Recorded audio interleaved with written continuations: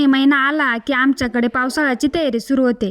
मग 4 महिन्यासाठी लागणाऱ्या डाळी, पिठं, मसाले आणि असं बरंच काही आधीच करून ठेवतो. सगळ्यात आधी आईने सगळ्यांचा आवडता कणी मसाला बनवला आणि माहितीये का, हा मसाला आई नेहमी जात्यावर दळते. त्यात नेहमी काय काय घालते ना ते आज मी सांगणार नाही, कारण ना त्यासाठी आपला सविस्तर व्हिडिओ लवकरच येणार आहे. पण आई मसाला कसा बनवते याची ना छोटीशी झलक तुम्हाला दाखवते. त्यानंतर आईने भाजून ठेवलेले हुलगे काढले. हुलग्याची डाळ आणि पिठलं बनवायचं होतं, म्हणूनच आधी हुलगे ना भरडून घेतले. भरडून झाल्यावर सुपामध्ये घेतले आणि पाकडून घेतले. वरची साल ना म्हणजे निघून जाते, त्यामुळे काही हुलगे जाडसर राहिले होते तर काही ना अगदी बारीक झाले होते.